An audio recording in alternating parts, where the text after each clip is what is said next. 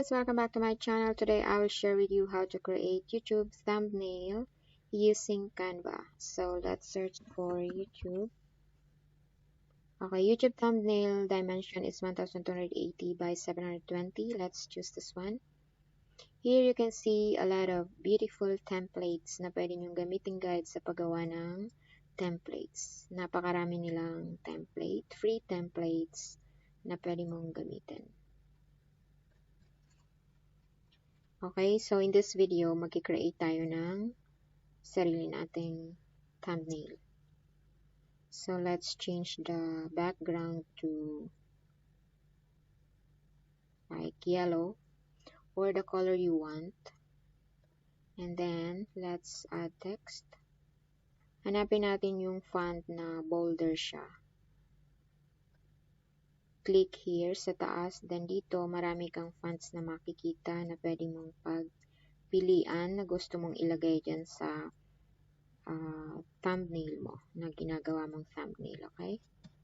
So, eto gamitin natin. Then, lakihan as like 100. Okay. Okay. Then, create thumbnail. Sorry. YouTube thumbnail. Then, drag mo siya dyan. And then, pantay lang natin.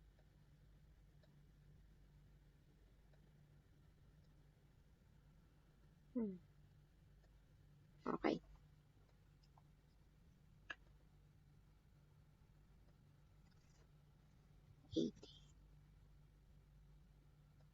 Ayan.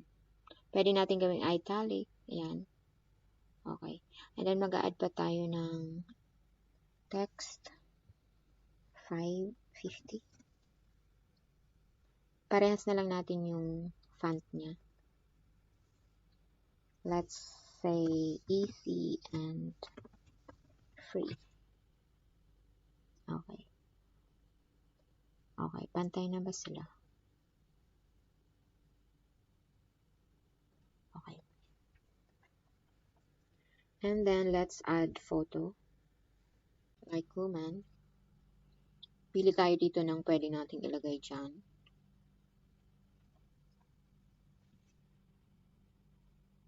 This one is, pwede to. This one is perfect. So, tatanggalan natin siya ng background. Go here sa toolbar sa taas, then effects, then background remover.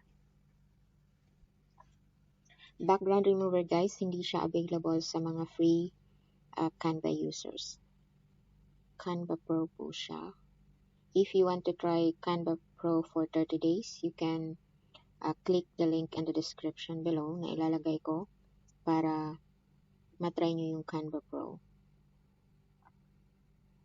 Lakihan lang natin. So, yan.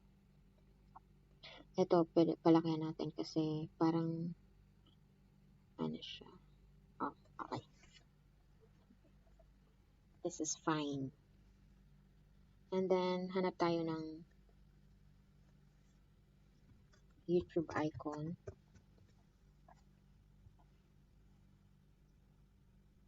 Let's do this one.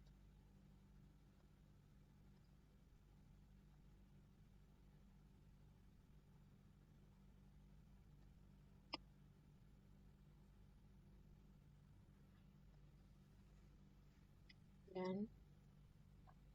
Kung ano yung gusto nyong gawin dyan. Para lang, ayan, okay. Okay ito. Okay ito. Ayan. Ito parang medyo malayo sa, ayan. This is perfect. We can,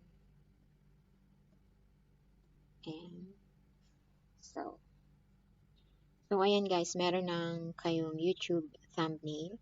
At kung ano pang gusto nyong idagdag dyan na mga designs, you can add more designs. Marami ditong pagpipilian na pwede nyong ilagay dyan.